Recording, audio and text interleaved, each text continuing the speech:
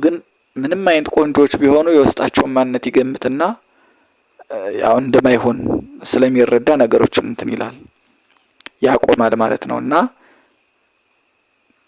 ገና በንግግር ነገሮችን መመዘን ስለሚችል ማለት ነው። እና መጨረሻ ላይ እሱን የሚያውቁ ጓደኞች እዛው አካባቢ የማይጠፉ ልጆች ወንዶች ማለት ነው እና ስለ ናሙሽ የግል ትምህርት ቤት ውስጥ ሚሊኒየም ፕሮግረስ አካዳሚ ይባላል ትምህርት ቤቱ እዛ የሚማሩ ልጆች ናቸው እና ረፍት ሰዓት ላይ ምሳ ለመብላት ወጣው በሚነጋገሩ ሰዓት እንደ ወሬ ሲወራ ስለኔ ያወራሉ። አንድ ቪዲዮ ቤት ወይም ኮፒ ቤት የሚሰራ ልጅ አለ ማንንም አይቀርብም እንደዚህ ምናምን ተብሎ ሲወራ አንድ ሶዛራ ድረስ የምትባል ልጅ ትሰማለች ታሪኩን ማለት ነው። ስለዚህ ይሄ ልጅ ፕሊስ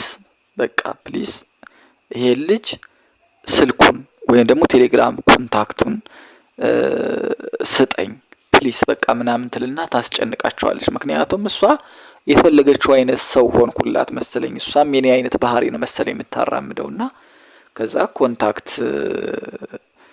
ትቀበልና ማታ ላይ 3 ሰዓት አካባቢ ላይ ሃይ ሚል ቴክስት ይደርሰዋል ማለት ነው ለናሙሽና ሃይ ይላል መልሶ ማን ልበል ይላል ሶዛራ እባላለሁኝ ከዚህ ነው ምናምን ስትል እና ምን ልታዘዝ ነው ያለው ቀጥታ ማለት ነው።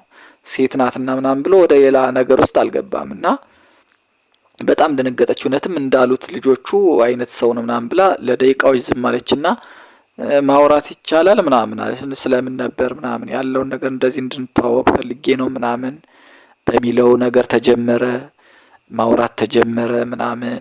ከዛ በቃ ናሙሽ የቤተ ክህነት ነገሩ ምናምን እየሆነለት አይደለም ቦታ ሊሰጡት አልቻሉም እና አቡነ አብርሃም። ከዛ በኋላ እሱም የችን የግል ስራውን የሙጥኝ ብሎ መኖር ጀመረ እና ከሶዛራ ጋር ለ3 ወራት ያክል በቴሌግራም በአካል ሳይገናኙ ምንም ነገር ሳይደበቅ የውስጣቸውን ማውራት ጀመሩ ማለት ነው። ምንም ነገር ሳይደበቅ ማለት ነው። እሷ የባህር ዳር ልጅ ነች፣ ናሙሽ ደግሞ የቡሬ ልጅ ነው። ባህር ዳር ተወልዳን ያደገችው እሷ። በቃ እሱ ግን በቃ ከምንም በላይ በቃ ይሄ ሴቶችን ብዙ የመቅረብ ነገር ከሰዎች ጋር ብዙ እንትን የማለት ነገር ወደ ዝምታ ውስጥ ገብቷል። ብዙ ነገሮች ስላሳለፈ በህይወቱ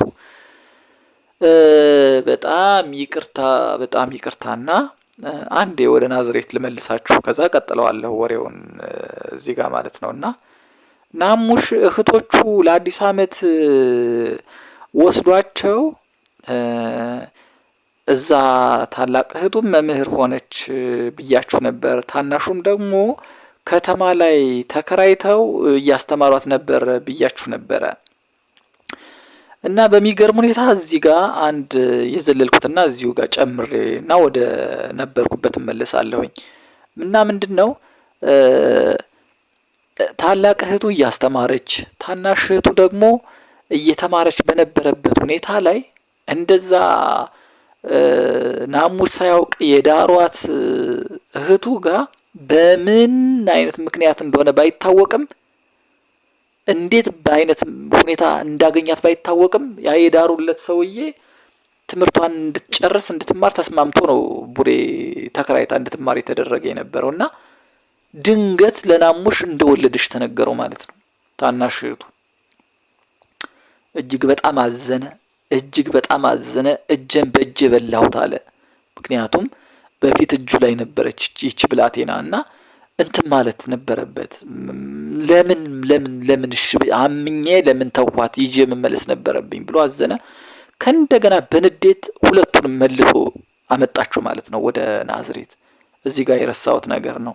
ሁለተኛ ዙር ማለት ነው። እና ሁለተኛ ዙር ካመጣቸው በኋላ ከፍተኛ ዋጋ መክፈል ጀመረ ናሙሽ። በጣም ከፍተኛ ዋጋ መክፈል ጀመረ። ታናሿን ነርሲንግ እንደገና የበፊቱ ታሪክ ተመለሰ ማለት ነው። ነርሲንግ አስጀመራት በግል ነርሲንግ መማር ጀመረች። ታላቋንም አመጣትና የማስተማር ልምዱ ስለነበራት እንድታስተምር እሷንም አመቻቸላት ቦታ። ከዛ በኋላ ግን ታላቅ እህቱ ትንሽ አሁንም መታመሟ እንደቀጠለ ነበርና ስራ ሲያስጀምራት ድንገት ትንሽ ትሰራና አቋርጣ ወደ ቤተ ክርስቲያን ወደ ጸበል ምናምን ትላለች። ከዚያ ያለውን ነገር ምናምን ነገሮች በጣም አስቸጋሪ ሆኑበት ለሱ እና እቺ ታላቁ ቤተ ክርስቲያን በሌሊት ምናምን ስለምትሄድ ድንገት ሰዎችም እንደተኙ እኛም እንደተኛን ነበር። ድንገት በቃ በር ከፍታ ምናምን የምትሄደው እና እሱ ሁሉ ስጋት ነበር። እነሱም በእንደዚህ ሰዓት እንደዚህ ባይሆንም ብለው በጣም እነሱም የሆነ ቅሬታ ያቀርቡ ነበር በተደጋጋሚ። ታናሿንም ትምህርት ቤት አስጀምሯታል። ኦልሬዲ እሷን ነርሲንግ በግል እየተማረች ነው።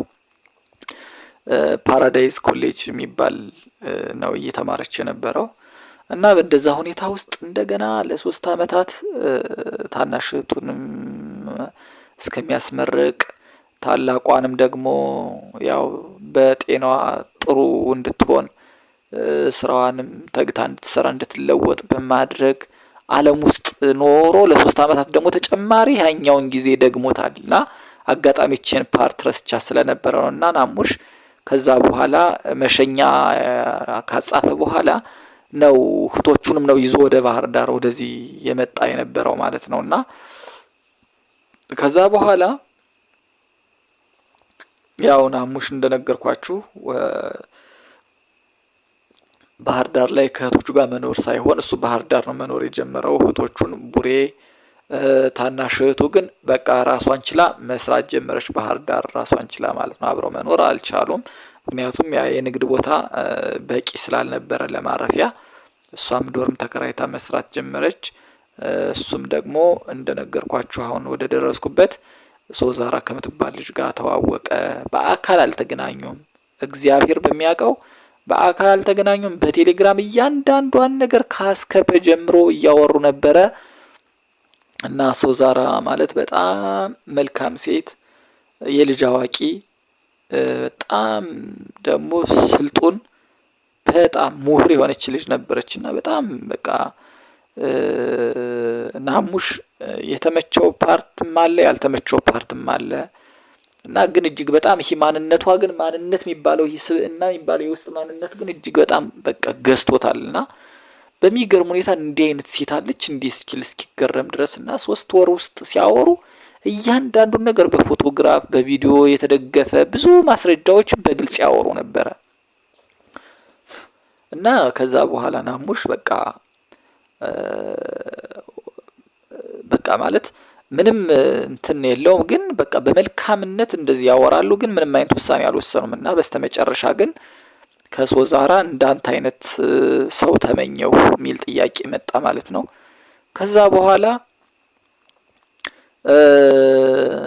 እንዴት ማለት ያለውን ነገር እኛ እንደትና እንደ ወንድም ነው እያወራን ያለ ነው ምናምን ነገር አይ እኔ ከዛ ባለፈ ነው ምናምን ብላ በቃ በግልጽ ሀሳቧን ስታስቀምጥ ከዛ በኋላ ናሙሽ ላስብበት አይነት ነገር አለ ማለት ነውና ከዛ በኋላ ነገሮችን በደንብ አውርዶ ካሰበ በኋላ የልጅቷ ፍላጎት የልጅቷ መጎዳት ያሳለፈችው ብዙ ታሪክ አለ በሷ በኩል ባይዘው ቢጻፍ አንድ መጽሐፍ ሊወጣው የሚችል ብዙ ታሪክ አሳልፋለችና አሁን ከናሙሽ ጋር የሚያገናኘውን ብቻ ነው ማወራ እንጂ በጣም የግል ህይወቷ እጅግ በጣም አንድ መጽሐፍ የሚወጣው ነው ታሪኳ።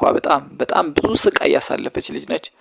በጣም ብዙ ስቃይ በ3 አመቷ አካባቢ ነው እናቷን በሞት ያጣችው። በእንጀራ እናት ስትንገላታ ያደገች ልጅ ናት። እንጀራ እናቷ ልትገላት ከአንድም 2-3 ጊዜ ሞክራ ነበረ። በብዙ ነገር በመዋርት በመተት በሚባል ነገር ግን እግዚአብሔር አምላክ ጣልቃ እየገባ እየቀደመ ከሞት ታድጓት ምናምን ነገር አባቷ በስቃይና ዋጋ በመክፈል ያሳደጋት ልጅ ነችና በጣም ብዙ ስቃይ ውስጥ ያለፈች ልጅ ስለሆነች በጣም በብዙ ሰዎችም የተጎዳች ልጅ ስለሆነች በቃ እቺ ልጅ እንደገና የተሰበረ ማንነት ያላት ልጅ ናትና መጠገን አለባት፣ እሷ ላይ መስራት አለብኝ ወደሚለው እንትን ውስጥ አዘነበለ ውስጤና ከዛ መጨረሻ ላይ ያለውን ነገር እንትን ስትለኝ በቃ እኔም እሽታዬን ገለጽኩ ማለት ነውና በሚገርም ሁኔታ እሺ እንዳልኳት በቃ ምንም ዝም አላለችም። ወዲያው ነው እየሮጠች ለአባቷ ያሳወቀች ማለት ነውና ከዛ እንደዚህ አስቤያለሁ፣ እንደዚህ አይነት ሰው አለ፣ እኔ እንደዚህ ቢሽ ብሎኛል፣ እሱን ካላገባው በቃ በጭራሽ አለች ማለት ነው። እና አባቷም እንዴት አንቺ በዚህ ሰዓት ተማሪ አይደለሽ እንዴት እንደዚህ አይነት ነገር ሊሆን ይችላል ምናምን